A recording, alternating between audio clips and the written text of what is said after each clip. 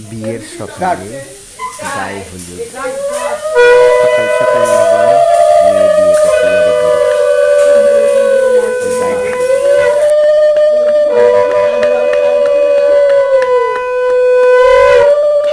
আগে টুম্পর মুখ চলে আসে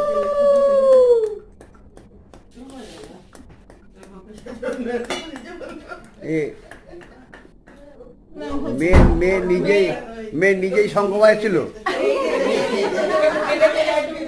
মেয়ে শঙ্খ বাজাচ্ছিল নিজেই